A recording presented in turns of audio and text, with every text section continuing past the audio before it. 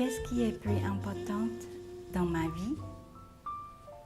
L'amitié, l'amour, la famille et bien manger. Ça donne une satisfaction, c'est un bonheur, ça adoucit beaucoup de choses. La plus importante, c'est comment maintenir la paix entre nous, la famille, les amis, tout ce qui nous entoure et dans la société. Si la paix n'est pas avec soi-même, ça ne sera pas avec les autres. C'est ce qui est évident. Le regard porté sur la humanité, c'est toujours l'amour et l'amitié. Et je pense aussi si on mange mal, et justement, l'amitié et l'amour, c'est un peu en faiblesse également. Se nourrir, il n'y a pas que uniquement alimentaire de cette terre, il y a aussi spirituel, se nourrir, bien se nourrir, voilà, les idées l'un et l'autre. Souvent, je reste toujours autour de ce mot-là, bien se nourrir. Je viens juste de rentrer de Paris, c'était très contraste. J'étais invitée par Maison de Radio.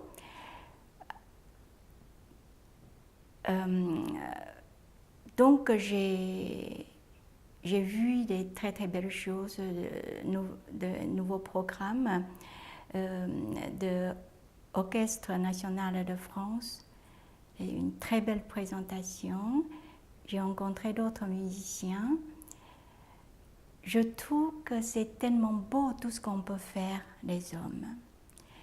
Alors je me suis promenée dans les rues de Paris. J'ai vu beaucoup de mendiants. Il y avait une fille, je pense qu'elle était roumaine. Elle est venue et m'a tendu les mains. Ce qu'il y a, c'est qu'il n'y a pas qu'elle. Il y en avait trop, partout. Tout le monde te regarde, qui te tend des mains. Ça fait mal. Donc, en 24 heures, j'ai vécu des choses très douces, très dures. Il faut le gérer, il faut digérer également. Le regard que j'ai, c'est que il n'y a pas un seul regard. Des fois, j'ai un regard doux. J'aurais aimé toujours garder mon regard doux. Voilà, sur ce monde. Souvent, les choses qui sont liées avec la colère, liées aussi avec la tristesse et la souffrance. Pourtant, je suis très heureuse souvent dans ma famille, dans ma vie, mais il suffit souvent que je sors des choses qui me touchent, qui me frappent même. Tu peux voir un vieillard accroupi par terre, avec un petit enfant à côté. C'est pas parce qu'en passant, je peux donner une pièce. Est-ce que c'est dur? Pourtant, c'est dans le quotidien. La plupart des colères, c'est supportable. Colère, je me sers comme un outil qui me permet d'évacuer et ça fait du bien.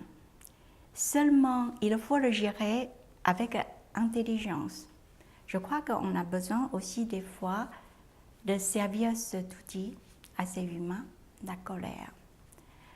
Alors, par exemple, dans ma cuisine, des fois, ça m'arrive de dire « Ah, c'est pas vrai, aujourd'hui, les poireaux, les carottes ne sont pas disciplinés. J'ai du mal à les travailler, ils ne laissent pas faire. » Pour vous, peut-être, ça fait bizarre, mais pour moi, c'est parce que chaque pièce de poireau sont uniques. C'est la nature qui donne. Alors, pour le travailler, par exemple, je voudrais le couper en lamelles et je ne prends que 2 tiers.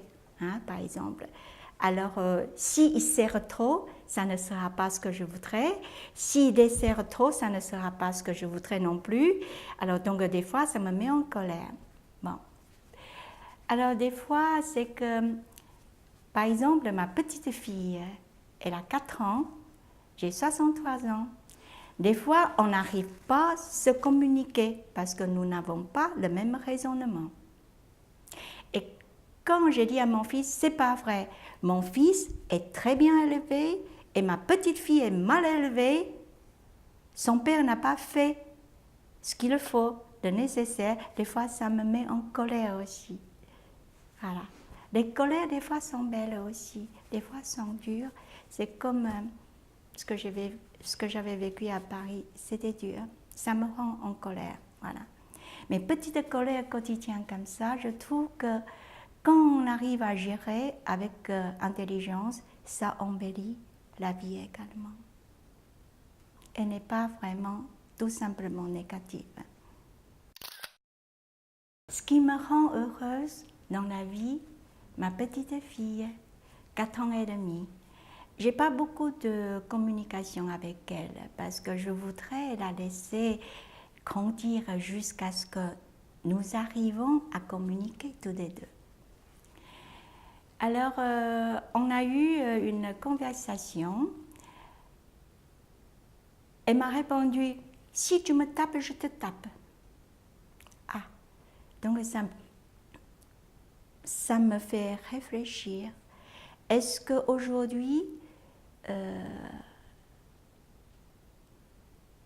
la jeunesse aujourd'hui, les jeunes de notre société,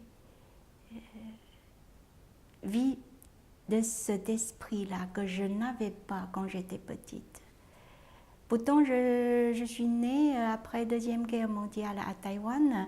Taïwan vient juste d'être libérée par Chiang Kai-shek de ses 50 ans d'occupation par les Japonaises. On n'avait pas du tout ce genre de sentiment. Si tu me tapes, je te tape. Voilà. Et ce qui me rend heureuse, ouais, quand ma petite fille vient me dire « Mamie, goûte ça ». Et alors, elle a 4 ans et demi, elle apprend chinois, japonais, anglais, français. Elle arrive à très bien s'exprimer, elle écoute les autres. Ça m'a rendue très très heureuse. Je vois une belle avenir parce qu'elle apprend avec beaucoup de sérieux. Elle a envie de découvrir ce monde. Elle va tout droit vers les personnes âgées, parler avec elles et les écouter.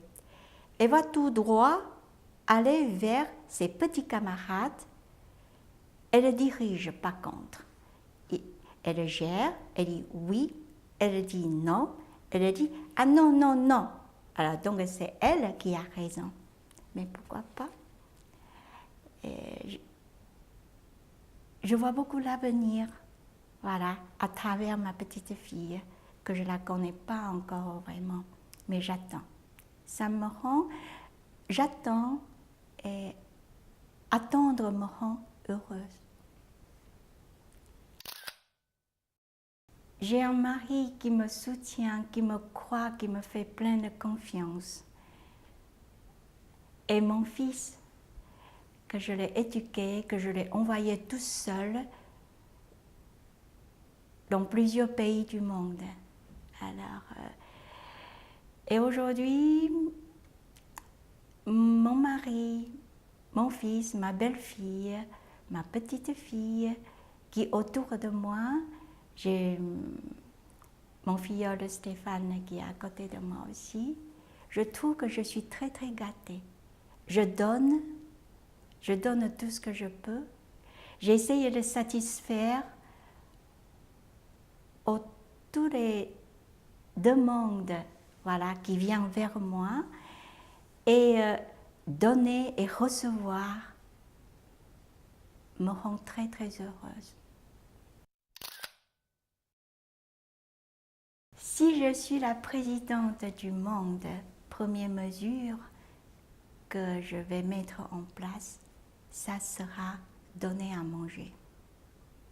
Nourrir ce monde tant que possible, en sachant qu'on ne peut peut-être pas tout faire, mais il faut essayer. Deuxième mesure, éducation. Il faut absolument renforcer l'éducation dans les écoles, surtout depuis tout bas âge, ce qui est le plus important. Mais cette réponse entraîne beaucoup de problèmes derrière.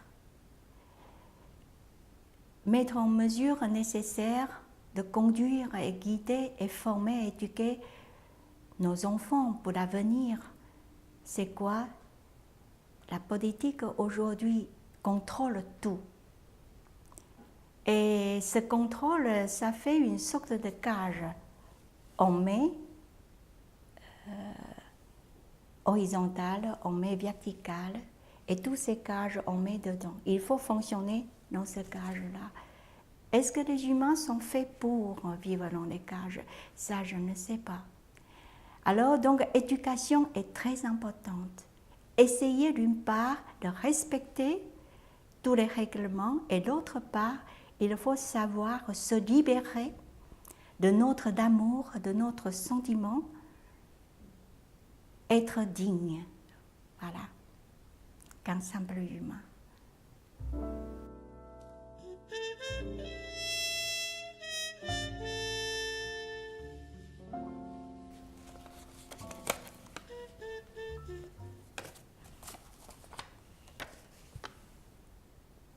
La différence.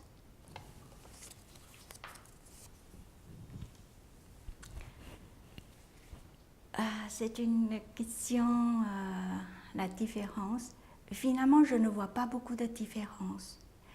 Je suis quelqu'un qui fait moyennement 2 heures de méditation par jour. Dans le bruit, dans le calme, quand je reçois beaucoup de clients, ou bien je suis tout seul dans ma cuisine, je ne vois pas beaucoup de différence. Je vis.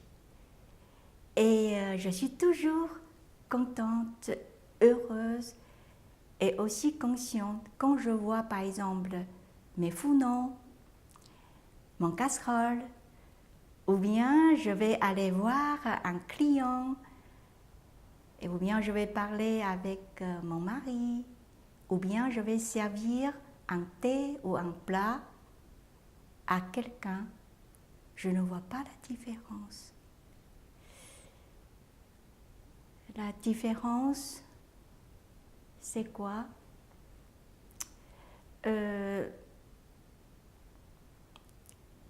Je voudrais raconter une petite histoire.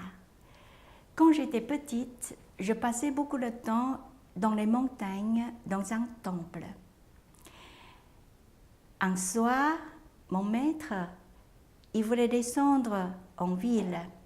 Il a fallu qu'on descende de montagne, suivre un sentier très noir, il n'y avait pas de lumière, et plein de cailloux. Alors, je suivais donc mon maître. Dans le noir, j'avais peur. J'ai très peur qu'il me quitte, que je m'éloigne. Donc, à un moment donné, je n'en pouvais plus. Je lui ai dit, arrêtez, maître, alors vous êtes trop loin. Il s'est arrêté. Je lui ai dit, j'ai peur. Il m'a dit, fermez les yeux. Aussitôt, il a dit, fermez les yeux. Je ferme les yeux. C'est pas parce que je le crois, c'est tout simplement, j'ai confiance. Donc, maître, il dit, fermez tes yeux, je ferme mes yeux. Je crois que j'avais 8 ans. Et après, il m'a dit, rouvre tes yeux. Quand je rouvre mes yeux, je vois tout. Il m'a dit, regardez le ciel. J'ai vu la lune et plein d'étoiles. Et il m'a dit, regardez par terre. C'est tellement lumineux, plein de cailloux, mais je vois tout. Alors, la différence à ce moment-là, pour moi, c'était avant que je ferme mes yeux et après que je rouvre mes yeux. Ça m'a servi toute ma vie. Finalement, je ne vois plus la différence.